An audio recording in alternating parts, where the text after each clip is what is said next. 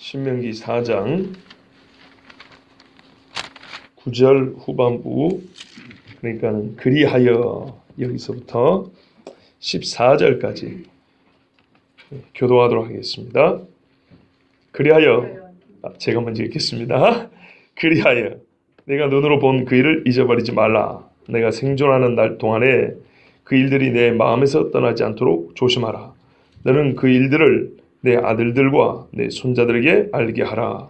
내가 오랜 전에서 내 하나님 여호와 앞에 섰던 날에 여호와께서 내게 이르시되 나에게 백성을 보라. 내가 그들에게 일어나는 일에서 그들이 세상에 사는 날 동안 나를 경외하여 경외하게 하며 그 자녀에게 가르쳐야하라 하시매, 너희가 가까이 나와서 산 아래에 서니 그 산에 불이 붙어 불길이 충천하고 어둠과 구름과 흑암이 덮였는데 여호와께서 그들 중에서 너희에게 말씀하시되 음성뿐이므로 너희가 그 말소리만 듣고 영상은 보지 못하였느니라. 여호와께서 그의 언약을 너희에게 반포하시고 너희에게 지키라 명령하셨으니 곧 십계명이며 두 돌판에 친히 쓰신 것이라. 그때 여호와께서 내게 명령하사 너희에게 규례와 법도를 공하게 하시나니 이는 너희가 거기로 온 바가 하늘 땅에서 행하게 하려 하시니라. 아멘. 감사합니다. 함께 기도하겠습니다. 거룩하신 아버지 하나님, 주께서 내 앞에 오라 하셨습니다. 그래서 주의 부르심 듣고 주의 백성들이 주님 앞에 나와왔습니다. 오늘도 하나님 말씀 듣게 하여 주시고 주의 신의 산 앞에 선 이스라엘과 같이 주님 앞에 서게 하여 주시옵소서. 우리 찬양대가 하나님 앞에 참 아름답게 찬양하였습니다. 주의 일생에 찬양하는 호흡이 약해지지 않게 해주시고 주를 향한 찬송하던 이 열망이 식지 않도록 주님 지켜주시옵소서. 찬송과 주변의 많은 죄인들을 주께로 인도하는 복된 그리스도의 증인들도 되게 하여 주시옵소서. 성령께서 오늘 이 말씀의 선포 시간을 붙잡으시고 함께 하심을 믿사오며 예수 그리스도의 이름으로 기도하옵나이다. 아멘. 자, 우리가 좀 시간이 됐지만은 지난번에 들었던 신명기 9장 전반부의 말씀은 오직 너는 스스로 삼가며 내 마음을 힘써 지키라 그랬습니다. 그때 하나의 예화를 들려드렸던 것 같기도 하고 한데요. 미국에서 어떤 분이, 혹시 못 들은 분을 위해서 다시 한번 말씀드립니다. 어떤 목사님이 토요일날 신방을 갔어요. 근데 이 목사님은 원래 토요일날 신방을 안 가는 분입니다. 근데 사람이 곧 돌아가시게 됐다 그래서 신방을 갔습니다. 신방을 갔더니 누워있는 환자인, 교우는 아니에요. 그 교인은 아니니까. 누워 계신 분이 이제 거의 호흡이 다 돼가는데 겨우겨우 하는 말씀이, 목사님, 막 울면서요, 제가 제 마음을 지키지 못했습니다. 그렇다고 저번에 한 말씀 드렸죠. 예, 오늘보다 훨씬 실감나게 전했는데 오늘 두 번째니까 짧게 말씀드립니다. 내용은 그분이 젊을 때 대단한 은사를 체험했다는 것이었습니다. 기적도 경험을 했고 말씀도 많이 배웠고 예배도 열심히 드렸고 선교도 했고, 즉 교회에서 우리가 흔히 말하는 내노라 하는 일꾼이었다는 겁니다. 누가 봐도 아주 훌륭한 신앙이었다는 거예요. 그런데 시간이 많이 흘러 지금 내가 주님 앞에 설 날이 며칠 안 남은 지금 이 순간에 보니까 나는 내 마음을 지키지 못했습니다 하고 눈물을 쭉쭉쭉 막 흘린 거예요. 왜냐하면 이분은 지금 교회를 안 나가기 때문입니다. 예배를 안 드리기 때문입니다. 요즘에 가난한 성도가 많다 그렇지 않습니까? 가난한 성도가 아니고 가난한 성도라고. 거꾸로 뒤집으면 안 나가. 교회 안 나가. 그러면서 흔히 하는 말은 나는 심중에 예수 그리스도를 믿는 믿음이 있다. 근데 나는 교회라는 이 제도 또는 시스템, 이런 건물, 사람들의 모임이 싫다. 그래서 나는 안 나간다. 그런 분들에게 꼭 하고 싶은 말이 있어요. 안 나간 당신은 교인이 아니에요. 그 말은 성도가 아니에요. 성경을 보세요. 성도와 교인은 분리되어서 표현된 적이 없습니다. 신앙생활 혼자 하는 거 아닙니다. 우리가 계속 들은 사랑도 무슨 말씀이 있습니까? 하나님을 사랑하는 자는 그 형제를 사랑한다 그랬어요. 집구석에 틀에 박혀갖고 무슨 사랑을 하겠어요? 헌신이 어딨냔 말이에요. 봉사가 어디 있어요? 지체라는 의식이 어디 있어요? 인터넷에서 대충 좋은 설교나 따보고 대가리만 키워가지고 비판이나 쏟아놓고 남는 시간에 지 마음대로 지 멋대로 살아가면서 무슨 성도라는 얘기를 해요. 안 나가 성도라는 개념은 성경이 없어요. 21세기 지 마음대로 종교생활하고 싶은 사람이 만들어낸 거예요. 여러분 그거 아세요? 좋은 교회를 찾아하는 게 아니고 네가 와서 좋은 교회를 만드는 거예요. 원래 좋은 교회가 만들어져 있어서 딱 내 앞에 있어서 내가 자, 나 그 교회 들어갑니다. 헌금 내고 등록합니다. 이 정도가 아니에요. 원래 그런 데가 어디 있어요? 기존의 교회로 모인 성도들은 누가 와서 예배를 드리더라도 이 사람은 진실로 그리스도인이라는 그런 영적 감화를 받을 수 있게 실제로 신앙생활을 해야겠죠. 그러나 교회를 찾는다는 사람들은 자기들은 다 되고 어디 갖춰진 교회 없나 이런 의식만 갖고 하면 안 돼요. 그건 틀린 거예요. 기본적으로 자기 자신이 하나님 앞에 신앙생활을 똑바로 하기 위해서는 반드시 교회가 있어야 돼. 나는 교회 구성으로서 신앙생활을 해야 한다. 지금 내가 불가피하게 지금 교회를 찾고 있는 상황이지만 마치 어디서 다 갖춰놓은 교회 어디 없나 이런 식으로 가면서 이 교회 중에서 재고 다니고 따지고 다니고 이러면 안 돼. 물론 그 중에 사람의 눈에 보기에 조금 더 나음이 있고 조금 덜함이 있겠지만은 기본적으로 요즘에는 너무 이런 의식이 팽배해 있어요. 한국에 50만이 떠돌아다닌대요. 50만이. 예? 안 나가 교인이래요. 안 나가 교인. 그런 식으로 예수 믿는 거 아니에요. 그런데 대개 그런 분들 들으면 입에서 하는 말들은 상당히 수준 높은 얘기들을 해요. 실제 본인의 신앙생활은 그렇지 않아요. 조심해야 합니다. 그분이 그런 거예요. 자기가 한때 신앙생활 열심히 하고 교회에서 훌륭했어요. 그러니까 뭐가 있었겠어요? 이 교만이 이렇게 쌓였고 있죠. 내가 이런 경험했던 사람이야. 내가 이런 봉사했던 사람이야. 내가 이런 지식이 있는 사람이야. 그런데 뭔가 안 맞는 게 있었단 말이죠. 나왔어요. 혼자 돌아다녀요. 나 정도 되는 사람 받아줄 교회 없나? 이러고 다니는 거예요. 그럼 어떻게 될까요? 자기가 우습게 알았던 사람들만 또 못해요. 10년, 20년 지나보세요. 쓰레기만 주워 먹고 다니는 꼴이 되는 거예요. 그러다 보면 이 교만이 하나 쓸데없는 것, 주일 예배 하나도 제대로 지키지 못하는 정도의 정말 이 정도 수준으로 자기가 나락에 떨어지게 돼요. 결국 그렇게 돼요. 근데 그때까지 못 깨닫는 거 아세요? 내가 주일 예배를 못 드리는 것은 주일 예배를 언제 드리는 교회가 없기 때문에 내가 그런 교회를 찾지 못하기 때문이야. 이 지경까지 간다고요. 자기 혼자라도 예배를 드리냐? 안 드려요. 자기 식구가 어떻게 돼요? 내가 이 모양이니 다 흩어지는 거예요. 이 가정은 그리스도를 믿는 가정이 아니게 돼버린 거예요. 그렇게 변해갑니다. 그러면서 끝까지 교만은 갖고 있어요.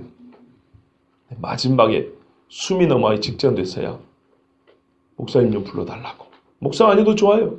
신앙이 분명한 사람, 예수를 정말 바르게 믿는 사람, 그때가 되면 보고 싶은 거예요. 불러달라고. 그래서 그 목사님이 할 수 없이 갔더니, 할 수 없이라는 표현을 이해하고 들으셔야 돼요. 원래 토요일날 신발 안 가는데 정말 그 간청에, 예수님도 간청에 가시잖아요. 갔더니 그분이 울면서 그 목사님 손을 붙잡고 하는 말이, 목사님 제가 마음을 지키지 못했습니다. 그때도 제가 결론을 이렇게 말씀드렸죠. 잠언에 뭐라 그래요? 무릇 지킬 만한 것보다 네 마음을 지켜라. 생명이 그러니 이에서 남이니라 그랬다고요.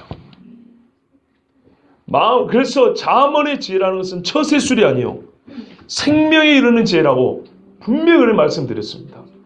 근데 그 성도가 이제 그렇게 고백을 했어요. 아마 그 정도 됐으면 회개하고, 육신은 약해서 교회를 못 갈지라도 그 병상에서 하나님 앞에 회개하고 주님 나라에 갔지 않았을까. 저는 그렇게 생각합니다. 그런 고백이 아무나게 나오는 거 아니에요. 자, 여러분, 무엇을 지키라고요? 마음을 지키라. 오늘 그 이어서 말씀입니다. 그리하여 네가 눈으로 본 그 일을 잊어버리지 말라. 여러분, 마음을 힘써 지켜야 하는데 그 실제가 뭐냐면 첫 번째, 잊어버리지 말라예요. 잃어버리지 말라. 여러분, 잊어버리는데 힘을 쓴다고 잊어버립니까? 힘을 쓴다고 잊어지는 건 아니지만 힘쓰지 않아도 잊어지는 게 우리의 기억입니다. 그렇죠? 그래서 가끔 저는 범죄자들이 기억이 잘 안 난다고 할 때 반은 이해를 해요. 진짜 기억이 안 나더라고요. 여러분 안 그러세요? 괜히 저 새끼 저거 거짓말한다고 이러지 마세요. 저도 그렇게 요구할 때가 있어요. 왜냐하면 너무나 확실하고 이 분명한, 그러니까 잊어버릴 수 없는 그런 일들 있잖아요. 저 어릴 때 죽을 뻔한 거 기억하거든요.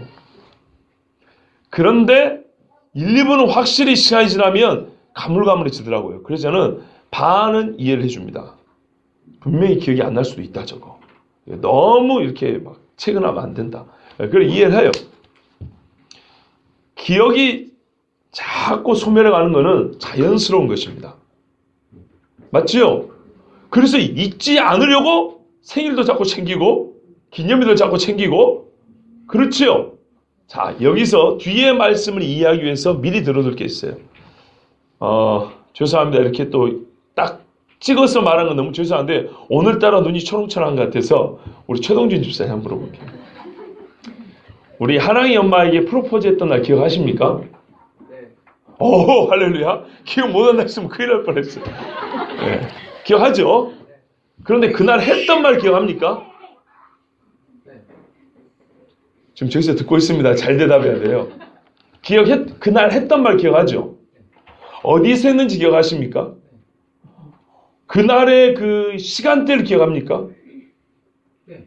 오전입니까? 저녁입니까? 점심입니다. 점심때입니까? 아이고, 제가 잘못 찍었네. 좋아요. 점심때니까 더 기억하죠. 보통은 밤에 이 어둠 속에서 분위기를 잡거든요. 점심이니까 훨씬 기억하겠네. 벌건 된다는데 거짓말을 안 했겠죠? 그 주변 환경 기억나십니까? 네. 누가 있었는지도 기억나고? 모르는 사람. 모르는 사람은 기억은 나죠? 네. 본인이 이 고백을 할 때 그 말의 톤, 심정, 이런 거 다 기억나죠? 좋습니다. 만약에, 제가 뭐 수사하고 이런 거 아닙니다, 지금. 오늘 말씀이 이해를 돕기 위해서 그런 거예요. 자, 보세요. 제가 지금 프로포즈 했던 날에 프로포즈한 말의 내용을 먼저 물어봤어요. 기억나냐고. 기억난다 그랬죠. 그리고 그 이후로 제가 몇 가지 질문을 계속 했습니다. 이 뒤에 것들이 전부 다 기억에서 없어져 버렸어요. 내용만 기억이 남아요. 그러면 그 말이 갖고 있는 힘 또는 우리 집사님, 유 집사님과 우리 최 집사님의 그 말로 이어지는 관계, 그 관계성, 그 말의 효력 또는 그 말이 갖고 있는 의미와 가치 또는 그 말이 갖고 있는 아름다움에 대하여 내용만 알고 나머지 환경이 싹 기억에서 없어졌다면 지금 생각하면 떠오르는 그 감흥, 그 의미, 이거를 그대로 유지할 수 있을까요?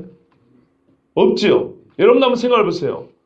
내 결혼식 날 결혼했다는 사실만 기억나고 결혼식장의 분위기가 전혀 지금 기억이 없어요. 그 설렜던 거, 내가 무슨 옷을 입었는지, 누가 조례를 했는지, 그날에 뭐가 어쩌는지, 물론 시간이 하면 가물가물해지지만, 그래도 어렴풋이 그날의 상황이라는 게 있어요. 그렇지요? 좋은 것도 그러지만 안 좋은 것도 마찬가지예요. 안 좋은 것도요, 말의 내용만 기억나지, 누구한테 들었는지, 어떤 상황에서 들었는지, 이 배경이 싹 지워져 버리면, 사실 화날 일도 없어요. 좋을 일도 없고 화날 일도 없어요. 맞지요? 감사합니다. 예. 실제로 그렇습니다. 그래서 우리가 말씀 볼 때도 맥락이라는 게 중요하다고 그랬잖아요. 우리 생활에서도 맥락이라는 게 참 중요합니다. 같은 말도 어떤 맥락에서 들었냐에 따라서 기분이 더 좋기도 하고 덜 좋기도 하고 화가 더 나기도 하고 화가 나지 않고 아무렇지도 않고 넘어갈 수도 있어요. 그래서 맥락이라는 게 참 중요합니다. 그래서 상황과 말은 어울려야 되는 거죠. 자, 일단 이렇게 들으시고 보십시오. 그리하여 네가 눈으로 본 그 일을 잊어버리지 말라. 오, 재밌죠? 9절 첫 부분에 너는 스스로 삼가며 내 마음을 힘써 지키라. 힘써 지키라에 우리가 먼저 떠오르는 것은 뭐예요? 말씀입니다. 메시지라고요. 시내산에 들었던 메시지인데 힘써 지키라 하면은 이 들은 말씀에 관하여 쭉 이어질 줄 알았는데 갑자기 본 것이 나왔어요. 본 것. 여러분, 본 것이 중요합니까? 들은 게 중요합니까?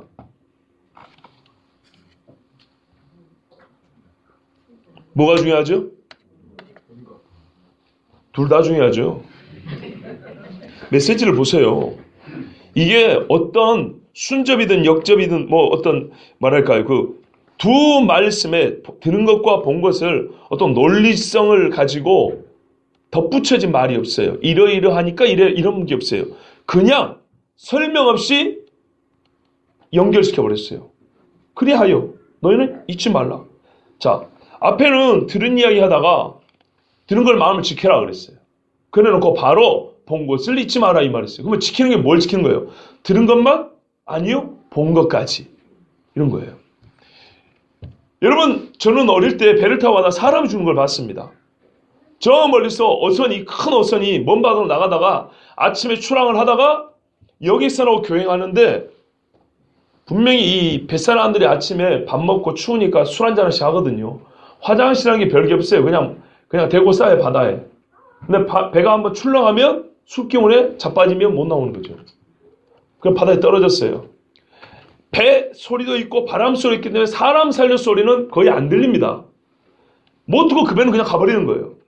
그런데 어떻게 우리 여객선을 돌렸냐면 물에 빠진 것을 보고 돌렸어요.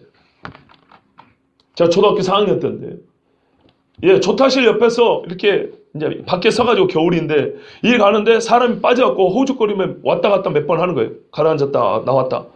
조타실로 와서 바로 얘기했죠. 저기 사람 빠졌다고. 큰 배니까 빨리는 못 돌리죠. 그럼 후진하면 배 밑으로 사람 들어가 버립니다. 그러니까는 이렇게 돌려가지고 갔는데 없어요. 사람 주는 걸 봤어요. 어떻게 알렸습니까? 사람 살려주라 소리 안 들었어요. 그 사람이 수영자 갖고 나올 수도 있잖아요. 살려주라 소리 안 한 거 보니까. 그게 아니고 그 본 것만에 의해서도 이 사람은 곧 죽겠다. 위험하다는 걸 알지요. 때로는 듣지 못해도 본 것으로 충분한 경우가 있어요. 때로는 보지 못하고 들은 것으로 충분한 경우가 있어요. 근데 신의 살선 하나님께서 보여주면서 말씀했다는 겁니다. 이 두 가지를 다 잊지 말라 그랬어요. 근데 왜 잊지 말라고요? 잊어먹으니까. 그럼 잊지 않기 위해서는 어떻게 해야 될까요? 때를 따라 계속 되새기는 일을 해야겠죠. 절기가 그래서 필요한 겁니다. 출애굽 사건도 잊어버립니다. 절기를 지킬 때 하나님의 은혜를 우리가 단순히 감사한데 감사가 기억이 없는데 어떻게 감사하겠어요? 기억하는 겁니다. 되새기면서 마음에서 지워지지 않게 지키면서 그 은혜를 감사하는 겁니다. 그리고 그 절기에는 앞으로 오실 메시아가 할 일이 담겨 있죠. 예표로. 그래서 소망을 가지게 되는 겁니다. 자, 보십시오. 그리하여 네가 눈으로 본 그 일을 잊어버리지 말라. 왜 잊으면 안 됩니까? 네가 생존하는 날 동안에 그 일들이 내 마음에서 떠나지 않도록 조심하라. 거의 같은 말의 반복인데요. 마음에서 자연스럽게 떠나는 것이 사람의 기억이기 때문에 하나님은 이 기억이 사라지지 않도록 끊임없이 조심하고 되새기라고 말씀합니다. 그런데 내용이 뭐예요? 들은 것뿐만 아니라 본 것까지. 이 두 가지를 절대로 잊지 않도록 조심하라 그럽니다. 자, 그러면 여러분, 모세가 본 것이 무엇입니까? 그리고 들은 것은 우리가 그동안에 많이 들어서 알아요. 뭘 봤길래 본 것의 어떠함으로 인하여 잊어서는 안 되는가? 이것을 우리가 좀 살펴볼 필요가 있겠지요. 그죠? 왜냐하면 우리가 9장 1절을 보세요. 4장 1절을 보시면 이스라엘아 이제 내가 너에게 가르치는 규례와 법도를 듣고 준행하라. 그리하면 너희가 살 것이요 너희 조상의 하나님 여호와께서 너희에게 주신 땅에 들어가서 그것을 얻게 되리라 하고 4장은 듣고 들으라부터 시작하거든요. 듣고 지키라로 시작하는데 9절에 와가지고 특별한 인과관계라든지 설명이 없이 바로 본 것도 기억하라. 이렇게 말씀한단 말이에요. 그러면 그 본 것이 무엇이길래 또는 이 본 것과 들은 것의 관계가 어떠하길래 이 말씀을 주시는가 잘 생각해 봐야 되겠죠. 왜냐하면 여러분이나 저나 그동안에 들은 것에 강조를 많이 했지 본 것에는 별로 강조를 많이 하지 않았어요. 그렇죠? 자, 보겠습니다. 왜 본 것까지 기억하라 하시냐면 두 가지 이유가 있습니다. 들은 것과 본 것이 동일하게 하나님의 계시이기 때문입니다. 그리고 그 계시의 권위가 동등하기 때문입니다. 두 번째는 본 것을 잊어버리면 들은 것도 자동으로 잊게 되기 때문입니다. 아까의 경우 봐보세요. 그 배경되는 상황을 다 잊어버릴 경우에 말의 내용만 남을 때 이 말이 어떤 시간에 누구를 향하여 어떤 감정과 맥락에서 한 것인지를 모를 때는 그 말은 무의미해져 버립니다. 그렇지 않습니까? 나랑 결혼해줘. 딱 이 한 문장만 길거리에 걸려 있습니다. 이게 무슨 의미가 있습니까? 누군가에게 특정돼야 되고 특별한 감정이 있어야 되고 무언가를 약속하는 맥락에서 할 때의 의미가 있지, 길거리에 프랜카드로 동대문 구청 앞에 나랑 결혼해줘 이렇게 붙여있다고 해보세요. 뭐 구청하고 결혼해달라는 얘기인가요? 아니면 이 글자 한 쪼가리가 길바에 돌아다니면서 아무 의미가 없어요. 즉 본 것이 잊혀질 경우에 하나님 말씀 들은 것도 무의미해져 버린다. 두 가지가 연합되어 있다. 이것을 알 수가 있습니다. 그래서 본 것도 잊지 않도록 조심하라 이렇게 한 것입니다. 맞지요? 예. 그런데 이거를 좀 이따 다시 하나님 말씀해 주시는데 10절에 보시면 너는 그 일들을 내 아들들과 내 손자들에게 알게 하라. 들은 것과 본 것 다 누구에게 알게 하라고요? 손자들에게, 자손들에게. 그런데 말의 맥락상 여기 그 일들이라는 것은 사실은 본 것에 더 가깝습니다. 왜냐하면 들은 것은 앞에 이야기하다가 9절에 와서 본 것으로 바꾼 다음에 그 일이라 했기 때문에 본 것도 본 것에 강조하여 자녀들이 가르치라는 겁니다. 무슨 말이냐면 율법을 가르칠 때 제1계명은 주 너의 하나님을 섬기고 다른 신을 섬기지 말라. 제2계명은 하나님의 형상을 만들지 말고 하늘의 위로 만들지 말고 위로나 땅이나 아래나 어떤 형상도 만들지 마라. 이렇게만 가르치면 되는 게 아니고 내가 이 말씀을 받을 때 우리가 신의 산 앞에 섰었는데 그때 하나님께서 불 가운데 임하시고 이런 상황을 같이 설명하면서 그 계명을 가르치라 이런 말입니다. 이렇게 알게 하라고요. 즉 하나님의 말씀은 역사에 실제로 주어진 것이지 무슨 암기장, 단어 암기장처럼 주어진 게 아니라 이런 말입니다. 하나님께서 모세에게 추가 명령을 주셨는데 이거는 알게 하라, 가르치게 하라, 가르치라 이 말입니다. 여러분 앞에 보면 지켜 행하라, 기억하라, 이번에는 가르치라는 거예요. 여러분 가르칠 때 얻는 최초의 열매는 알미입니다. 암. 그렇죠? 아는 거예요. 알은 모든 행실의 기초입니다. 알미 없이 사실 행동하는 건 없습니다. 나는 모르겠는데요. 그러니까요. 그 정도 아는 데서 그만큼 행동이 나오는 거예요. 예. 모세나 자손들은 전부 다 이스라엘입니다. 하나님의 백성들은 조상들이 전해준 이야기를 듣고 알아야 합니다. 왜냐하면 그것이 전부 다 하나님과의 만남 이야기이기 때문입니다. 자기들이 만들어낸 게 아니라 하나님이 우리 조상들을 만나준 이야기입니다. 그래서 여러분 어떤 경우에는요 아는 것이 아무 의미가 없는 경우가 있어요. 그런데 하나님께서 알게 하는 것은 매우 의미가 있어요. 봐보세요 여러분. 하나 물어볼게요. 여러분 하나님을 모세처럼 만난 분 계십니까? 없지요. 그러면 예수님을 사도 바울처럼 만난 사람 있습니까? 없지요. 그런데 여러분의 믿음에 관하여 여러분이나 나 빼고 아니 우리 똑같이 우리의 믿음에 관하여 당신의 믿음은 모세의 믿음과 달라. 바울의 믿음과 달라. 그럴 때 여러분 인정하시겠어요? 안 하죠. 같다고 말하죠. 왜? 같이 천국에 올라가고 순교한 사람도 얼마나 많습니까? 그렇죠? 사도들과 동일한 믿음이에요. 성경도 그래요. 동일한 믿음을 가진 자들, 동일한 믿음을 가진 자들. 근데 경험이 다 같지는 않아요. 그러면 중요한 게 이거예요. 어떻게 동일한 믿음을 갖게 됐을까요? 들음으로. 이게 정말 놀라운 겁니다. 봐보세요. 어떤 사람은 하나님을 직접 보고 직접 경험을 했어요. 직접 경험. 근데 여러분이나 저는 사실 다 직접 경험한 건 아니에요. 북한산에 불 붙는 데서 하나님 만난 거 아니잖아요. 그런데 믿음의 결과가 똑같아요. 어떻게 이렇게 되죠? 들음으로. 그렇죠? 그래서 가르치라는 거예요. 하나님이 우리가 같은 믿음을 갖게 하는 방식으로 전하고 듣는 방식을 주셨어요. 그것만 해도 똑같은 믿음을 가질 수 있대요. 그럼 실제로 똑같은 믿음을 가진 사람이 순교됐어요. 부자가 나사로를 보내가지고 내 형제들이 회개하여 여기 오지 않게 하라 그랬어요. 아브라함이 그걸 부탁을 했죠. 아브라함이 뭐라 그래요? 선지자의 글이 있다 그랬어요. 저들에게 모세와 선지자가 있다? 족하다 그랬어요. 선지자들 죽은 지가 언제고 모세가 죽은 지가 언제입니까? 그들의 글이 있다는 얘기입니다. 그 글을 읽고 제대로 들으면 어떻게 해요? 예전에 그 글을 쓴 사람과 같은 믿음을 가져서 회개하고 이곳에 오지 않을 수 있다는 겁니다. 직접 하나님을 만나고 글을 쓴 사람과 그 글을 읽은 사람이 같은 믿음을 가지게 될 수 있다 이 말입니다. 그래서 하나님이 가르치라고 알게 하라는 거예요. 만약에 그렇지 않으면 이런 쓸데없는 일을 하나님 시키지 않아요. 그렇죠. 이 매우 중요합니다. 신앙을 왜 가르치냐면 나도 그렇게 배웠거니와 가르치고 알게 되면 직접 하나님을 만난 사람과 똑같은 믿음을 가지게 된다는 거예요. 그러면 똑같은 믿음을 가지게 하도록 들려주는 말에는 두 가지 내용이 있어야 된다는 거예요. 들은 것과 본 것, 이 두 가지를 다 전해야 된다는 거예요.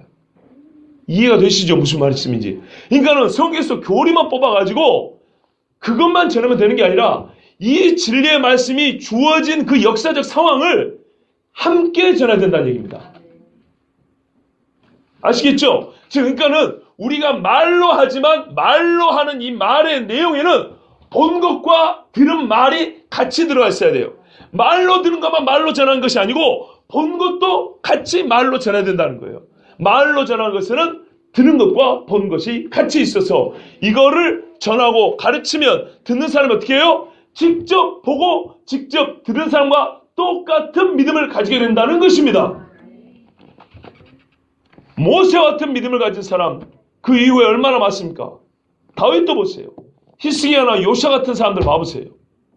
왕들 중에 얼마나 멋집니까? 여호사밧 왕은요. 전쟁이 나도 군사를 동원하지 않잖아요. 기도해버리잖아요. 그 믿음이 어디서 왔어요? 선지자 와서 책망을 했거든요. 예? 왜 조상들 같은 믿음을 안 가지고 하나님이 미워하는 사람하고 손을 잡냐고. 분명히 그 율법에서 금한 건데. 이때 회개하고 깨우치고 하나님 앞에 기도하는데 자기만 한 게 아니라 온 백성에게 레위인과 제사장들을 벌써 율법을 가르치라 그랬어요. 그랬더니 적군이 기습 공격을 했는데 왕이 왕복을 벗고 서서 기도하니까 성경의 역대 20장에 각 사람이 자기 처자식을 데리고 장막 문 앞에 섰더라 이렇게 돼 있다고요. 온 백성이 같은 마음으로 그 뼈 끝에 부인과 아기들까지 데리고 같이 기도했다는 거예요. 온 백성이. 그래서 하나님께서 피 한 방울 묻지 않고 전쟁에 이기해 주셨잖아요.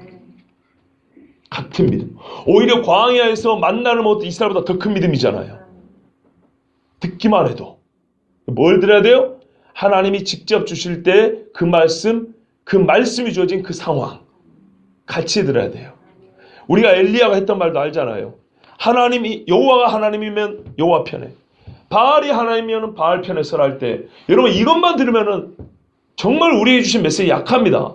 그런데 갈멜산, 원래 거기 하나님 앞에 제사드리는 제단이 있던 곳이에요. 그래서 엘리야가 여호와의 제단을 수축하고 이렇게 나와요. 하나님께 제사 지는 것을 바알에게 제사한 줄로 바꿔버린 거예요.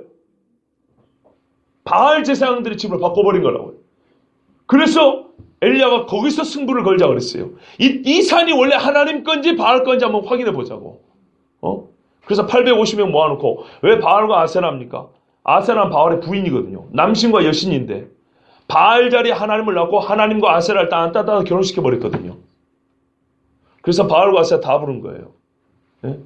그러면서 말도 그렇게 한 거예요. 여호와가 하나님이냐 바알이 하나님이냐.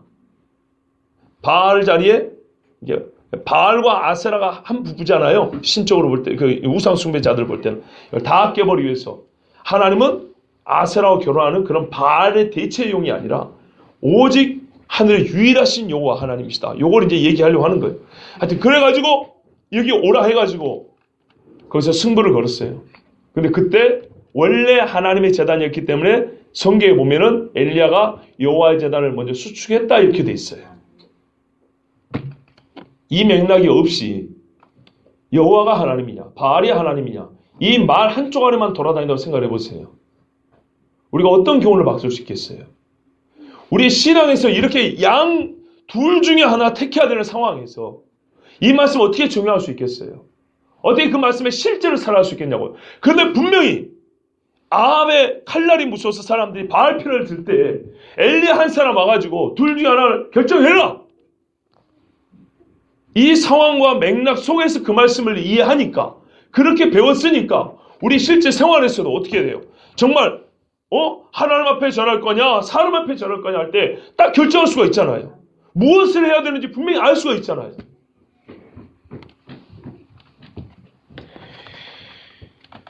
주여, 그래서 하나님께서는 먼저 내 아들들과 손자들에게 알게 하라, 가르치게 하라 이렇게 말씀하셨습니다. 성경을 통해 주를 알고 믿음으로 순종하면 그 사람 반드시 호렙산에서 모세가 만난 하나님을 삶에서 만날 수 있습니다. 삶에서 만나고 기록한 것이 아니라 우리는 기록된 성경을 믿고 순종하면 삶에서 그 호렙산에서 만난 하나님과 같은 하나님을 만날 수가 있어요. 이게 거짓말인지 참말인지는 이미 순교한 분들의 삶을 보면 확인할 수가 있습니다.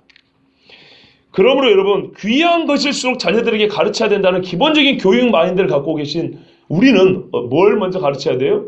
하나님의 말씀을 가르치는데 하나님께서 나타나신 그 상황과 함께 말씀을 가르쳐야 됩니다. 자, 우리 식으로 표현하면 하나님 만난 경험을 같이 말해야 된다는 거예요.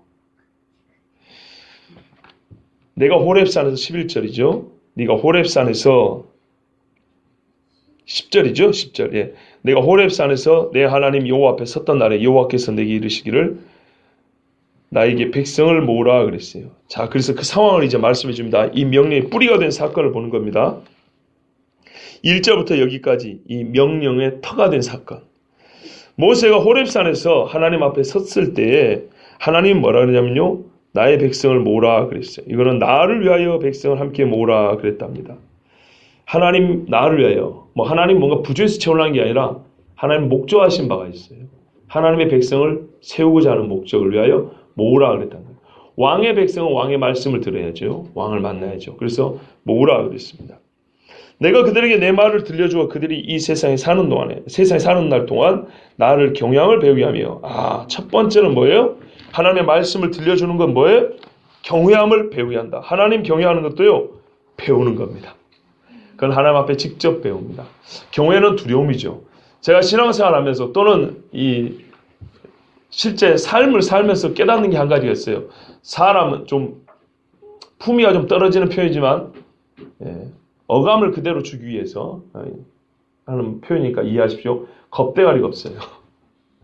사람이 정말 하나님 앞에 겁이 없어요. 잘 생각해 보세요. 설교 시간에야 하나님을 두려워한다 하지만 실제 생활에서 우리가 하나님을 두려워함이 진짜 이만큼도 없어요. 진짜 없어요. 큰 병이 걸리거나 사고를 당하거나 정말 삶에 어떤 위기가 올 때 그때 겁을 내지, 솔직히 말해서 우리 살면서 우리 인간들이요 겁 없이 살아요. 모험하는 애들만 겁이 없다는 표현을 쓰는 게 아니고 우리 일상에도 사실을 가만 보세요. 얼마 겁 없이 말을 함부로 해버리는지. 그렇죠. 제가 중국에 갔다 왔는데요.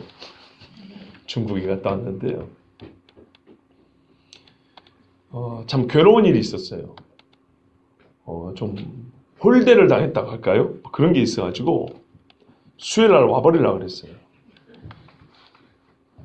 우리 삼비한테 얘기니까 저 아이가 증인입니다. 와버리려고 그랬는데 매우 섭섭한 일이 있어가지고 화도 나고 이 공부 가르치려고 한 제가 좀 뭔가 좀 모욕을 당하는 그런 느낌이 좀 있어가지고 학생들이 아니고 지도자들과의 문제예요. 그래서 화가 나서 와버리려고 그랬는데 참고 이제 하나님 앞에 기도하고 또 열심히 사역을 했어요. 근데 와가지고 좀 불편하고 섭섭했던 이야기를, 그전에는 공짜인 것도 있고 사짜인 것도 있는데 그걸 이제 한 분에게 막 얘기를 했어요. 이렇다고. 근데 밤에 잠을 자려고 하는데 마음에 영 불편한 거예요. 사랑은 악평하지 아니한다 그랬거든요. 악한 것을 생각하지 아니한다 그랬거든요. 제가 설교한 게 자꾸 떠오르는 거예요. 사랑은 악한 것을 생각하지 아니한다. 악평하지 아니한다. 어떤 평가가 필요할 때는 또 시적절하게 필요한 만큼 해야 되는데 내가 좀 급하게 또 악평을 해버렸구나. 죄를 지었다. 그래서 하나님 앞에 기도했어요. 2번 다시 사적인 그런 이야기는 이제 꺼내지 않겠습니다 하고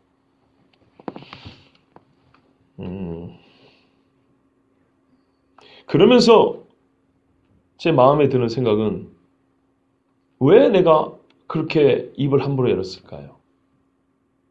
전도서 5장인가 보면 뭐라 되냐면 하나님은 하늘에 계시고 너는 땅에 있으니 입을 가볍게 열지 말라 이렇게 되어 있어요.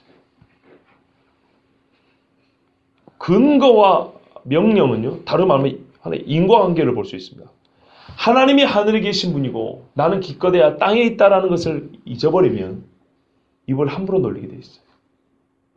말씀의 근거에 볼 때 제가 한 행동은 하나님 두려움이 작아지면서 나의 마음의 불만이라든지 그러니까 즉 나의 것이 커져가지고 하나님을 두려워하는 것을 넘어서 버리니까 말이 너무 함부로 나온 거예요. 객관적으로 틀린 말은 알지 모르지만 어떻게 해요? 내 마음에 불평이고 불만이요 미워하는 마음 평가를 악하게 하는 뭐 그런 마음이 있었지 않겠어요? 그래서 제가 한 설교에도 맞지 아니하고 또한 이렇게 말한 것이 그렇게 적절하지도 아니하고 또 지나치다. 그래서 하나님 앞에 회개 기도를 하면서 주의 말씀에 또 근거해 볼 때 하나님이 하늘에 계신 걸 잊어버리면 어떻게 땅에 있는 인간이 말이 어떻게 나온다고요? 함부로 입을 놀리게 된다. 그리 봤을 때 나는 그렇게 말할 때 하나님을 두려움을 잊고 즉 겁대가리 없이 함부로 말한 거예요. 그렇죠. 오늘 말씀이 그래요. 그들의 세상 사는 날 동안 나를 경외함을 배우게 하리라. 세상에서 정말 배우기 어려운 게요. 하나님 두려워하는 거예요. 얼마나 우리가 하나님 무서움 없이 함부로 사는가 생각을 해보세요. 실제로 일주일의 삶을 봐보세요. 어디서 우리가 속된 말로 그러잖아요. 어디서 눈을 부라려 그러잖아요. 하나님 앞에서 우리가 어떻게 했는가 한번 생각을 해보세요. 생각도 이리 가든지 저리 가든지 자를 줄도 모르고 악한 마음이 막 줄기를 뻗어가도 이걸 끊을 줄도 모르고 말이 한번 시작되면 이게 좋은 말인지 나쁜 말인지 멈출 줄도 모르고 그냥 막 해버리는 것. 해야 될 상황이 있는 것이고 정도가 있는 것이고 이것들을 알지 못하고 그냥 한번 해보는 걸 그 순간요. 그렇게 말을 조잘조잘하는 순간 내 머릿속에 누구는 없어요? 하나님 없어요. 저만의 이야기 아니라고 생각합니다. 하나님 경외함을 배우게 하려고 하나님이 그날 뭘 줬어요? 말씀만 준 게 아니라 그날의 상황도 준 거예요. 점점 좁혀져 갑니다. 여호와께서 내게 이르시기를 나를 경외함을 배우게 한다. 두 번째 이것을 어떻게요? 나만? 아니죠. 그 자녀에게 가르치게 하리라. 하나님이 이날 말씀하시고 보여주신 목적이 두 가지예요. 하나님을 믿는다는 것은 하나님을 경외한다, 두려워한다는 것 같이 하는 것입니다. 자문에도 여호와를 경외하는 것이 지혜와 지식의 근본이라고 그랬죠. 그런데 하나님을 경외하자고 이 근본이란 말이 무슨 말이라고요? 첫걸음. 그러니까 경외함이 없으면 지혜와 지식은 아직 나는 첫걸음도 못 간 거예요. 못 간 거예요. 어떤 터만 얘기하는 거 아니에요. 지혜와 지식이 저만큼 있으면 첫걸음을 내디뎌야 마지막 100번째 걸음까지 갈 거 아닙니까? 여호와를 경외하지 않는 사람은 아예 첫걸음도 못 됐다는 얘기입니다. 우리가 이 땅에서 말하는 지혜라는 것은 기껏해 언제 써먹어요? 이 땅에서 사는 한 동안 요만큼 유익이 있어요. 근데 하나님을 아는 지혜와 지식은요. 영원히 가치가 있어요. 여러분 유한과 무한은 비교 불가능한 겁니다. 어디다가 비교를 해요? 영원히 가는 거면 가치가 있는데 비교가 안 된다는 거예요. 그게 한 걸음도 못 갔다는 거예요. 왜요? 기껏해야 이 땅에서 70, 80 살다가 화장터에 불속이 들어서 가루가 되어 나온단 말이에요. 어디다 비교를 합니까? 그거 얼마나 써먹겠다고요? 내 자녀에게 가르치라. 정말로 이 귀한 거 가르치라 그래요.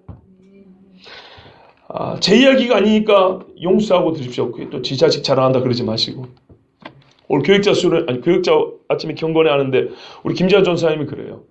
오늘 우리 주일학교 예배 때 3비를 기도시켰는데 애 기도가 완전히 달라졌대요.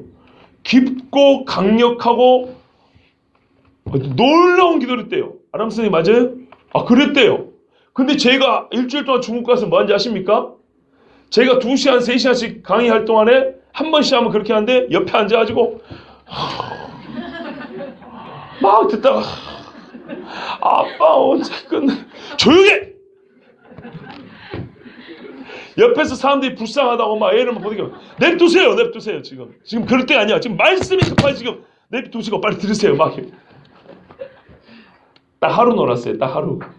예, 다른 목사님 강의할 동안에 딱 하루 섬겨주신 분 있었어요. 정말 그 선교사님 딸이 있었는데 한국에서 짧게 그 선교사님 만날 때 따라와가지고 따라 본 적밖에 없거든요. 근데 그 딸이 감사하게도 자기 남자친구랑 차를 빌려와가지고 하루 종일 저하고 우리 애기를 이렇게 안내주면서 구경을 시켜줬어요. 얼마나 감사한지. 그 하루 빼고 하루 빼고 맨날 앉아가지고 여러분 제 설교 한 2시간 3시간 힘드시죠? 저 애기가 그랬다고 생각했어요. 아침부터 저녁까지 저녁 먹고 1시간 더 정말. 그런데요 우리 전도사님 말씀이 그래요. 아, 일주일 내내 그 은혜 있는 사람들과 말씀을 듣는 그 같은 공간에 한 주간에 함께 있고 온 것이 이렇게 큰 영적인 훈련이 되는구나. 그래요. 저는 그럴 정도로 생각 못했어요. 근데 예배 갔다 와서 예배 딱 들어보니까 찬송도 다르고 기도도 다르고 말씀의 태도도 달라졌다 그러잖아요. 아, 얼마나 놀라운지 몰라요. 뭐 하라고요? 가르치라고요. 가르치는 방법이 여러 가지인데요. 선교가 그런 겁니다. 어떤 분들은 선교 돈 보내면 되지. 아니요. 여러분 선교는요 사람이 하는 것입니다. 돈이 하는 게 아니에요. 사람이요. 그리고 사람이 갈 때 헌금도 모아지고 돈도 모아지지 그냥 돈만 보냅시다 할 때는 솔직히 헌금도 잘 안 하더라고. 그렇죠? 예, 사람이 갈 때 그 사람 갈 때 쓰라고 헌금도 해주는 거고 후원도 하고 실제로 사람이 갈 때 돈도 많이 모아져요. 그래서 사람과 돈이 같이 가요. 근데 돈만 모을 때는 돈도 잘 안 모여요. 저 헌금이 안 모인다고요. 중요한 거였어요. 그 조그만 아이도 가서 별로 한 것도 없고 앉아있기만 해도 얼마나 크게 많이 배우는지 몰라요. 그런데 이스라엘에게 주신 건 그보다 더 강력해요. 절기를 지켜야 돼요. 남들이 먹는 거와 다른 방식 음식 먹어야 돼요. 옷 입는 것도 달라야 돼요. 생활의 모든 것이 달라요. 그런데 이거를 전할 때 어떻게 해요? 이 말씀을 우리가 언제 어디서 어떻게 받았는가를 함께 말하니 유대인들이 이 말씀의 권위를 알고 귀함을 알고 실제로 하나님의 백성으로 살아가게 되더라 이 말이에요. 그래서 광야 1세대보다 2세대가 더 순종하잖아요. 놀랍지 않습니까? 홍해를 건너보지 않은 애들은 그때는 홍해를 갈라주니까 건넜단 말이에요. 근데 그 2세대는 어떻게 해요? 요단강이 넘치고 있는데 발을 먼저 댔단 말이에요. 발을. 갈라주니까 간 게 아니고 몸이 먼저 들어갔다고요. 몸이 들어가니까 그 믿음을 보고 하나님이 갈라줬다 이렇게 돼 있어요. 어디서 이런 믿음이 나왔냐고요? 들음으로. 그래서 가르치라고 그랬어요. 여러분 잘 생각해 보세요. 내가 내 자녀들을 하나님을 만날 수 있도록 하나님 말씀 갖고 이스라엘에서 이렇게 보았단다. 이렇게 들었단다. 가르치는 것 얼마나 귀한지요. 정말 이 자녀가 변화하는 모습이 보인다니까요.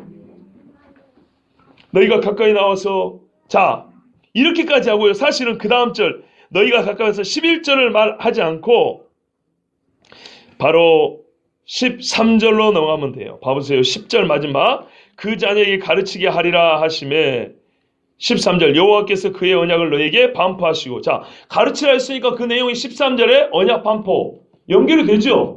근데 11절 12절은 사실은 글의 흐름상으로는 자연스럽지 않습니다. 동떨어져 있습니다. 보십시오. 가르치게 하리라 하심에 하면서 그 말씀을 들었던 상황을 따로 떼어서 얘기를 해줍니다. 사실 오늘 제가 여러분에게 전하고 싶은 말씀의 초점, 그러니까는 가장 중요하게 생각한 부분은 바로 이 부분이에요. 성경을 읽을 때 난데없다. 왜 이 말씀이 여기 있지? 그런 말씀일수록 하나님은 난데없이 말씀하는 분이 아니기 때문에 세밀히 받을 필요가 있는 구절이에요. 예를 들면 창세기 37장에서 요셉이 팔렸는데 39장에 보디발의 집이 나온단 말이에요. 일이 연결하면 자연스럽거든요. 갑자기 38장에 유다 이야기 들어있단 말이에요. 난데없네. 이게 왜 여기 들어있지? 무슨 신학자들이 말한 것처럼 후대에 무슨 지파와 무슨 기자가 여기다 끼워넣고 이런 식으로 보는 게 아니에요. 38장이 없으면 나중에 베냐민을 위해서 목을 낸 유다를 이해할 수가 없어요. 요셉이 확인하고 싶은 형제들의 회심을 이해할 수가 없어요. 38장에서 유다가 어떻게 해요? 다말을 죽이라고 합니다. 그런데 이 물건의 주인으로 말미암아 내가 아이를 가졌다 할 때 유다가 자기 죄를 확인하게 됩니다. 그러면서 자기가 죽이려고 했던 다말보다 내가 더 불의하다. 거꾸로 하면 그가 나보다 옳도다. 이러면서 어떻게 해요? 아버지를 떠났어요. 자기 죄를 피하고 싶었거든요. 왜? 아버지 얼굴 볼 때마다 요셉 팔아먹은 거 생각날 거 아니에요. 혹시 또 형제 중에 누가 술 퍼마시고 불어버리면 어쩔 거예요. 그래서 그 죄의 자를 피해간 유다가 자기 며느리보다 자기가 불의한 것을 알고 자기 죄를 알고 어떻게 해요? 그 자식들을 데리고 아버지 앞에 다시 왔다 그랬어요. 그러면서 이 유다가 변합니다. 같은 라헬의 자식인 베냐민을 위해서 아버지가 요셉 다음에 사랑한 게 베냐민이거든요. 근데 이제는 베냐민을 시기하지 않고 베냐민을 위해서 자기가 죽겠다고 목을 걸었어요. 그래서 예수님의 예표가 되는 겁니다. 어떤 의미에서요? 대속자의 예표가 되는 겁니다. 이 믿음을 확인하고 요셉이 자기 정체를 밝히죠. 보고 싶었던 게 그거였어요. 그래서 장자의 명분은 요셉에게 갔으나 답을 복은 요셉에게 갔어요. 에브라임과 므낫세로 갔으나 왕의 권위는 어디로 가요? 유다에게. 그래서 홀이, 왕의 홀이, 왕이 쓰는 그 지휘봉 있죠. 이 홀은 유다에게 이렇게 됐단 말이에요. 하나님의 은혜지만은 은혜가 하나님은 뭐래요? 아무 근거 없는 데서 주어진 것이 아니고 이러하게 유다가 하나님 앞에 대속자의 예표로서 그렇게 믿음을 보였어요.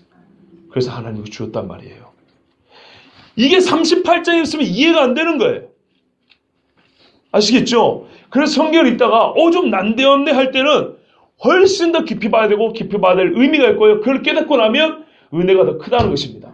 오늘 말씀도 10절에서 바로 13절로 연결해도 자연스럽고 이해가 되는데 11절과 12절의 말씀이 이 반포한 상황이 강조되어 있는 것. 사실은 제가 설교 앞부분에 했던 걸 여기서 해야 되는 건데 제가 미리 말씀을 드렸어요.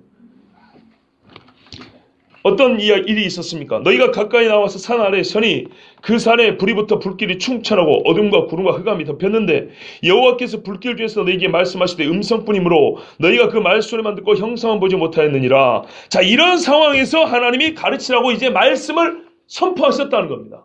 그렇죠? 예, 이런 상황. 그러면 제가 아까 이제 원래는 앞에 설명을 여기서 해야 되는 걸 미리 설명했다 그랬죠? 전체적인 그림을 그리려고. 그럼 왜 이걸 했어요? 말씀의 선포 내용뿐만 아니라 이런 상황이 중요하다는 겁니다. 이런 상황 속에서 그 말씀을 주어졌다는 거예요. 말은 뭐예요? 이 본 상황과 말씀의 권위가 동등하다는 것이고 이 상황을 잊어버리면 말씀도 자연스럽게 잊혀진다는 것입니다. 이해되시죠? 우리가 말씀의 어미함을 들었으면 이 상황을 분명히 기억해야 된다는 거예요.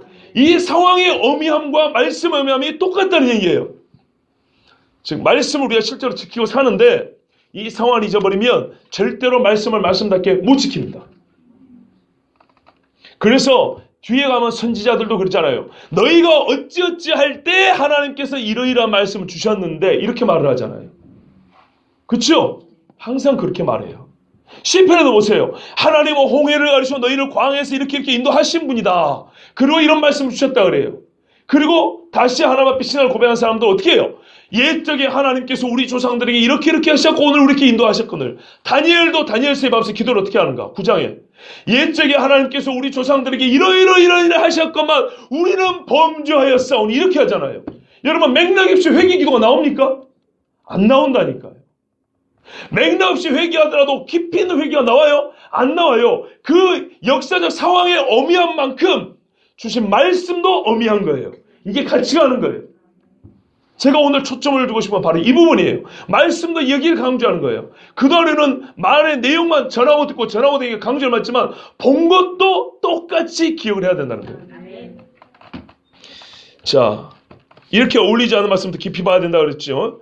보십시오. 너희가 가까이 나와서 산 아래에 섰다 그랬어요. 산 아래에 서서 산 꼭대기만 하나님의 영광을 봤어요. 그래서 하나님께서 모세를 올리시고 백성은 그 밑에 세우셨어요. 자, 이렇게 해서 이제 직접 어떻게 해요? 봤다는 겁니다. 그 산에 불이 붙여 불길이 충천하고 화산 폭발하는 거 아시죠? 그것처럼 불이 확 막 타올랐다는 겁니다. 실제로 불이 산에서 타 올랐다는 거예요. 여러분 성냥개비만 해도 불꽃이 성냥개비만큼 위로 올라가죠. 이만한 산에 불이 나면 어떻게 해요?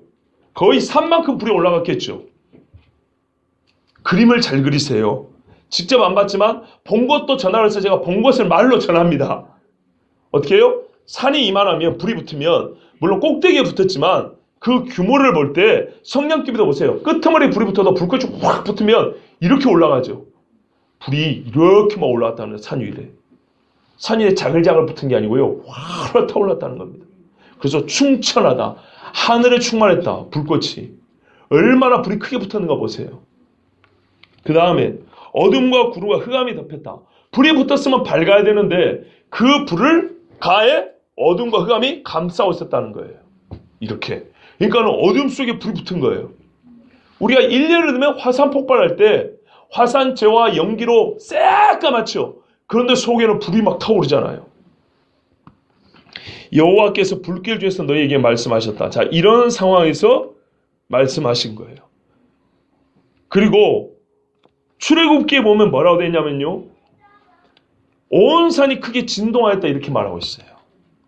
산이 지진이 나서 흔들렸다는 겁니다. 얼마나 무서웠겠어요. 그러니까 엘리야 이야기 때 사실 이게 다 나와요. 엘리야가 낙심하고 굴에 들어가 있을 때 바람이 불어서 바위가 날렸다 그러죠. 여호와께서 거기 계시지 않더라. 산에 불이 붙었는데 계시지 않더라. 또 뭐가 있죠? 지진이 났죠. 그 계시지 않더라. 말하자면 엘리야가 어디 갔냐면 호렙산 여기로 다시 왔거든요. 그죠? 엘리야가 와서 기도하는데 여기에 여기. 여기에 옛날에 모세가 경험했던 거, 이스라엘이 경험했던 거 그대로 하나님이 반복해 줬어요. 근데 엘리야가 영적으로 낙심하니까 어떻게 해요? 계시지 않더라. 이거는 역설이거든요. 하나님이 계시하는데 어떻게 불이 붙어요? 하나님의 영이 역사하는데 어떻게 지진이 나냐고요. 명백한 증거예요. 그런데도 불구하고 계시지 않다는 것은 뭐예요? 실제 이 환경에서는 하나님의 역사가 나타났지만 그게 마음속으로 들어가지 못했다는 얘기입니다. 하나님이 계셨으나 계시지 않더라 이렇게 돼 있거든요. 하나님이 운행하셨는데 계시지 않더라. 있었으나 없더라. 그 뭐예요? 객관적으로 있었는데 엘리야 마음속에는 그것이 기적이 그 마음속에 파고들지 못했다는 거예요. 그래서 하나님께서 다른 방법을 사용하시죠. 그렇죠? 마음속에 직접 말씀하시는 방법을 사용하십니다. 이래서 어쨌든 엘리야를 다시 세우는데요. 바로 그 일들이 지금 여기에 있었던 겁니다. 자, 그때 이런 어마어마한 상황 속에서 하나님께서 말씀하셨어요. 자, 음성뿐이므로 너희가 그 말소리만 듣고 형상은 보지 못하였느니라. 이스라엘 백성은 하나님의 임재를 보았어요. 아무것도 못 본 게 아니에요. 산에 불이 붙은 거 봤고 그리고 진동하는 것도 느꼈고 연기가 올라오는 거 봤어요. 아무것도 안 본 게 아니에요. 잘 보셔야 돼요. 하나님의 임재의 증거는 보았어요. 그리고 하나님의 말씀도 들었어요. 못 본 건 뭐예요? 하나님 그분 자체를 못 본 거예요. 그분 형상을 못 본 거예요. 하나님이 아무것도 안 보여준 것이 아니고 그분 자신만 안 보여준 거예요. 우리가 여기서 두 가지를 고려하는 걸 깨달아요. 하나는 뭐냐? 보여주신 임재의 형상과 보여주지 않으신 하나님의 형상 이 두 가지를 생각해야 돼요. 자, 다시 봐보세요. 시내산에서 말씀을 하셨잖아요. 그리고 너희가 본 것도 기억하고 전하라고 그랬잖아요. 이 본 것이 두 개로 갈린다는 겁니다. 하나는 진짜 눈에 보인 것, 하나님의 임재 현상. 하나는 보이지 않은 것, 즉 못 본 것을 또 기억하라는 얘기입니다. 이해되시죠? 사람이 악한 일 할 때도 행동을 해서 악한 일 하지만 마땅히 해야 할 일을 안 하여가지고 악한 일 할 수도 있어요. 그런 것처럼 하나님이 우리 눈에 두 가지 증거를 줬어요. 임재의 현상은 보여주셨고 분명히 하나님이 계시니까 계시잖아요. 임재 현상이 있으니까 계시는데 본인은 안 보여준 거예요. 이 두 가지가 본 것의 내용이에요. 아시겠죠? 말씀은 말씀이고 본 것의 내용은 임재의 현상을 눈으로 직접 본 것과 하나님의 형상 그 자체는 보지 못한 것, 이 두 가지를 얘기하는 거예요. 이 두 가지를 같이 얘기하라는 거예요. 아시겠죠? 자, 그러면 먼저 생각할 것은 왜 보여주셨는가입니다. 왜 보여주셨을까요? 여러분 여기서 본 걸 보세요. 우리가 일상생활에서 늘상 볼 수 있는 것들인가요? 여러분, 우리가요, 사실 생각이 깊고 넓은 것 같지만 우리의 생각의 범주가 상당히 한정적이에요. 여러분, 직업을 한번 생각해 보세요. 우리가 일주일을 살 때 주로 생각하는 80%, 90%는요, 가정사 내지는 직장 혹은 직업과 관계된 이야기들이에요. 그 외에 세상 돌아가는 것에 대해서 관심을 기울이는 일이 거의 없어요. 그죠? 조영근 전사 요즘에 공부하느라 바쁘죠? 그죠? 얼마나 바쁘냐면요, 연애할 생각을 못할 정도로 바빠요, 공부하느라고. 우리가 어디에 몰입이 돼 있으면 생각의 범주가 완전 좁아져 버려요. 그렇습니까? 안 그렇습니까? 그런데 여기서 보면요, 이 땅에서 아무리 다양한 경험을 한 사람이라도 생각에 본 적이 없는 것을 지금 본 거예요. 한번 생각을 해보세요. 여러분, 한강에서 민물고기를 낚지만 어느 날 한강에 고래떼가 헤엄치고 다닌다 생각을 해보세요. 기가 막히게 쳐다볼 거 아니에요. 누가 이걸 생각했냐고요. 그게 만약 실제로 이루어지는 순간 우리의 생각의 범주가 확대돼 갑니다. 고래가 민물에 살 수 있는가? 또 고래가 어떻게 물을 거쳐서 한강까지 왔는가? 안 해보던 생각이 완전 팍팍 넓혀지겠죠? 마찬가지라니까요. 우리가 이 땅에서 선교하지만 막상 선교 현장에 가보면 다르다니까요. 생각의 범주가 넓혀진다고요. 보고 듣는 것에 생각 확 넓어져요. 그런데 여기서 깨달을 거면 우리가 산에 불타는 것만 보고 거기에 구름이 가득하고 거기서 말소리만 들리 이것만 가지고도 우리가 꽤나 넓은 세상에 산다고 생각하지만 하나님의 세상에 볼 때는 우리가 얼마나 요만하게 좁쌀만한 생각의 범주를 가지고 살았는가. 아무리 생각이 넓다 해도 하나님이 빠져버린 요만한 세상 속에서 살아왔는가. 그걸 알 수 있는 거예요. 즉 우리가 일상생활에 어떤 이는 생각이 넓고 어떤 이는 생각이 좁다 하더라도 그 차이 해봐야 도찐개찐이란 말이에요.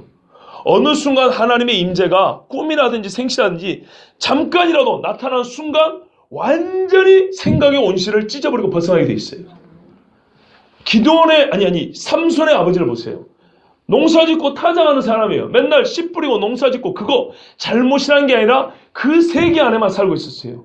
그 세계의 생각의 범주 속에 살고 있는데 어느 날 천사가 나타나가지고, 주의 천사니까 하나님이죠. 주의 천사가 나타나가지고 너희들이 아들을 낳을 거다. 나신일 거다. 이 얘기만 하고 제물 바쳤더니 하늘에 불이 떨어지고 올라갔어요. 그거 하나만 보더라도 이 전과 후에 생각의 범주가 같을까요, 다를까요? 완전 달라져요. 그 다음에는 매사에 일을 할 때 어떻게 해요? 똑같이 삼손이나 자식을 키우더라도 이 땅에서 어찌하고 저거를 성공시켜야 이런 생각이 아니라 그날 이 아이를 낳을 거라고 예언했던 천사 만났던 그날을 생각하겠죠. 그날과 함께 생각하기 때문에 이제는 생각의 범주와 생각의 방향과 성격이 완전 달라져 버린다고요. 일생에 이 사람들이 종사를 했던 사람들이에요.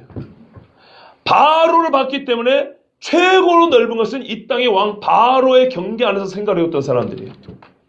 오늘 그런데 이 산을 떨게 하고 산을 불붙게 하는 하나님을 만나는 이 눈앞에 벌어진 광경 앞에 어떻게 했어요? 그동안에 우리가 보고 생각하고 살았던 것은 아무것도 아니구나. 이런 경험 속에서 말씀을 들을 때 이 말씀 어디서 온 거예요? 저기서 온 거라고요. 저기서. 말씀의 권위가 달라진다는 얘기예요. 맞지요? 우리가 실상 보니까 아까 제가 한 인간을 생각할 때 겁대가리 없이 산다 그랬는데 우리는요 생각의 온실 속에 살아요. 요만큼 따뜻한 정도의 생각. 그 이상 위험한 생활을 하려고도 하지 않아요. 이 땅에 사는 동안도 하려고 하지 않아요. 온실을 찢고 밖으로 나가려고 하잖아요. 그러니까 미안하지만 신앙이 온실 속의 화초 같아요. 그런데 온실 속에 화초 사람들이 이 온실을 찢고 나가지고 야생에서 뛰면서 하나님의 말씀을 듣기도 하고 주님을 만나 이런 체험을 해보세요. 세례와 같이 광야에 거하며 그 아이가 자면서 성령 충만 이렇게 하면 어떻게 해요? 목을 내놓고 주의 말씀을 그 시대 유일하게 곧 오실 하나님의 어린 양을 선포하잖아요. 다르다니까요. 네? 이 어마어마한 광경 속에 새로운 현실을 맞닥뜨리는 거예요. 하나님이 왜 이런 무서운 상황을 만드셨을까? 나는 그게 궁금했어요. 딱 보면 무섭거든요. 정말 왜 이렇게 무섭겠을까? 아하, 하나님은 땅에 계시고 하나님은 하늘에 계시고 너는 땅에 있음을 생각하라 그랬는데 이렇게 하지 않고 우리가 어떻게 하나님은 하늘에 계셨다 우리는 땅에 있는 걸 알 수 있을까? 우리가 하늘로부터 내려오는 하나님의 음성을 듣고 있다는 것을 어떻게 체감할 수 있을까? 그냥 모세 혼자 비밀리에 어디 갔다 와가지고 내가 굴수에서 하나님 만난데 말을 하면 누가 그것을 하나님의 말씀을 들을까요? 이미 우리가 출애굽할 때 이건 들은 이야기입니다. 바로가요. 이 엄청난 일을 경험하고도 하나님 살아계신 믿었습니까? 안 믿었습니까? 안 믿잖아요. 믿었다면 며칠 못 가죠. 도로아미 타불. 돌아가고 그렇게 되죠. 이게 사람입니다. 근데 하나님은 왜 이 기적을 행했냐면 온 천하로 내가 하나님인 줄, 여호와가 하나님인 줄 알게 하려 합니다. 그랬어요. 그러면서 모세를 통해서는 메시지를 자꾸 줬어요. 그렇죠? 이번에는 하나님의 백성들이 집중된 거예요. 오늘 시간이 많이 가서 여기까지 하고 다음 시간에 이어서 해야 될 것 같습니다. 이 정도로도 사실 이 뒤에 가면 더 중요한 말씀들이 있습니다만 또 다음 시간에 연속하여 말씀드리기로 하고요. 오늘 지금까지 들은 말씀을 한번 생각해 보십시오. 우리는 신앙생활을 잘하나 못하나 모든 사람은 기본적으로 하나님을 잘 염두에 두지 아니하고 생활하는 데 익숙해져 있습니다. 이걸 다르게 표현하면 하나님을 두려워할 줄 모르고 겁없이 살아요. 그러다가 어느 특별한 계기가 주어지면 내가 하나님 없이 정말 겁대가리 없이 살았구나 이걸 깨닫고 그런 위기에 먼저 경험하게 되고 깨닫는 거면 하나님을 두려워하는 마음입니다. 주여 살려주세요. 잘못했습니다. 이런다고요. 그건 하나님이 일부러 우리에게 무서운 하나님으로만 자기를 인식시키려고 한 게 아니에요. 우리가 하나님과의 교제를 우습게 여기고 하나님의 거룩함을 외면하고 내 식대로 살아온 결과를 직시하게 될 때 그때 우리가 하나님 앞에 정당히 보이는 반응은 하나님을 두려워하는 거예요. 근데 처음부터 하나님을 두려워하고 사는 사람은 사실 어떻게 되냐면 갈수록 즐겁고요. 하나님의 말씀 지키는 게 어렵지도 않아요. 즐거워져요. 성경은 말씀을 어렵다고 말한 적이 없어요. 하나님 앞에 마음이 합치되면 말씀 지키는 게 정말 즐거워요. 여러분 그렇지 않으세요? 나는 그런데 말씀 지키는 게 어렵지 않아요. 여러분 우리가 성경에는 어렵지 않다 보면 신명기 30장에도 돼 있고요. 내일 새벽에 제가 교육자 수련하구나. 모레 새벽에 오면 전해드릴 건데 요한일서도 그렇게 말해요. 이 말씀이 어렵지 않다. 우리가 신앙생활이 어렵다는 것은요. 이런 차원에서 어려운 거예요. 하나님의 말씀을 지키는데 세상이 그걸 싫어해요. 그래서 우리 핍박이에요. 그 고통을 어렵다고 표현하면 어려운 걸지 모르겠어요. 그러나 예수 믿는 자체는 어렵지 않아요. 하나님 주신 말씀 자체는 어렵지 않다고요. 왜? 성령이 우리 속성을 바꾸잖아요. 말씀에 합당히 바꾸잖아요. 그러면 이 말씀 지키기 즐거운 거예요. 와, 내가 이것도 지켰어. 너무 즐거운 거예요. 저것도 한번 해볼까? 즐겁게 지킬 수 있어요. 그런데 이렇게 즐겁게 지키기 위해서는 우리가 이 말씀을 언제, 어떻게, 누구로부터, 어떤 상황에서 들었는지 메시지와 그 메시지가 주어진 맥락, 그 상황을 함께 받아야 돼요. 그런데 저도 이 말씀 보면서 생각해 보니까 우리가 상당히 잘못된 것 중에 하나는 내용을 강조하다 보니까 그 말씀이 주어진 상황, 하나님께서 그 말씀 주실 때 함께 우리 마음속에 주신 본 것에 대하여는 그렇게 강조하지 않았다는 거예요. 근데 이게 매우 중요하더라고요. 왜냐하면 복음서에도 사람들이 예수 하신 기적을 보고 저가 뉘신가하고 질문이 시작되더라는 거예요. 어떤 이는 말씀을 듣고 깨닫고 어떤 이는 보면서 근데 진짜 깨닫는 사람 어떻게 해요? 본 것과 말씀을 연결시키고요. 들은 말씀과 본 것을 연합시키더라고요. 이 신앙이 필요하다는 것을 오늘 이 말씀을 듣게 깨달았어요. 그리고 이걸 어떻게 하라고요? 전하고 가르치라고 그랬어요. 그러면 보지 못하고 직접 듣지 못했지만 전하여 준 것만 가지고도 그 말에 전하여 준 말의 내용에 들은 것과 본 것도 어떻게 해요? 하나님의 임재 현상으로 도드라지게 막 불붙는 거 본 것과 그러나 하나님의 형상 그 자체는 보여주지 않은 것 이것들이 우리의 전하는 메시지에 다 들어있으면 이렇게 듣는 자녀들은 어떻게 해요? 마치 호렙산에서 모세와 이스라엘 백성이 하나님을 만났던 것과 같이 같은 하나님을 만나게 되고 믿음을 갖게 되고 신앙생활을 하게 된다 그 말입니다. 그리고 이게 거짓말이 아닌 게 지금 우리도 여러분과 제가 그렇게 신앙생활을 하고 있고 우리보다 앞선 신앙 선배들이 피 흘리기까지 주님 앞에 섰다 이 말입니다. 그들도 똑같은 성경을 가지고요. 그런데 이게 얼마나 중요한가. 바로 이 열매를 위해 하나님이 이렇게 명령하셨던 거예요. 우리는 선지자가 준 글을 읽습니다. 사도들이 전해준 글을 읽습니다. 그렇죠. 잘 보세요.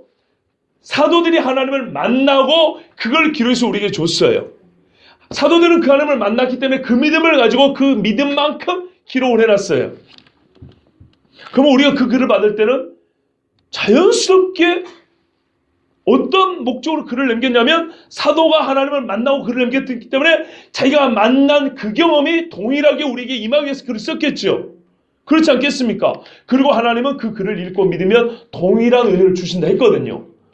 그렇기 때문에 우리는 이 말씀을 읽을 때 사도가 이 말씀을 받은, 선지자가 이 말씀을 받은 그 자리를 함께 봐야 되는 것입니다.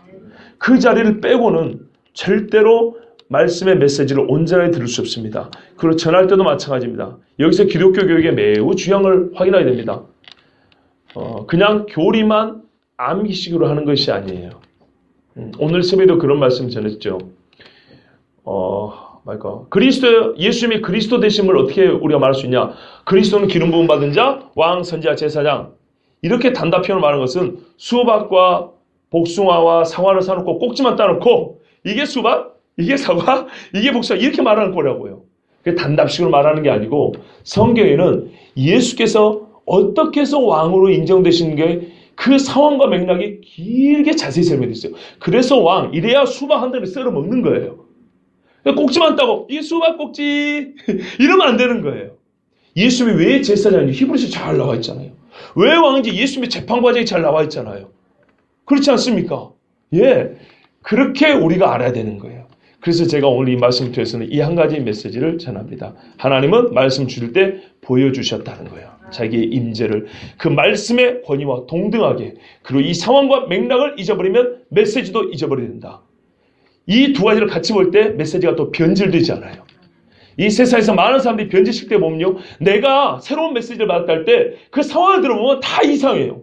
마호메트도 그래요. 자기가 새로운 메시지를 받을 때 세계시를, 그런데 그거 어떻게 해요?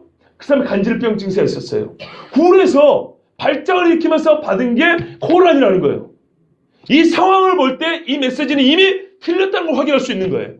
맞죠? 그런데 세상에 많은 자칭 예수라는 사람은 자기가 무슨 산에서 어쩌고저쩌고 할 때 새로 받은 메시지야 이렇게 말하면서 새 성경을 내놓은 인간들이 있거든요. 그래서 그거는 처음부터 틀린 거예요. 하나님은 그런 상황과 맥락에서 말씀하지 않아요. 아시겠죠? 예, 이것이 매우 중요합니다. 우리는 하나님의 계명을 받았고요. 또 그 계명을 어떻게 들어야 되는지 말씀을 들었습니다.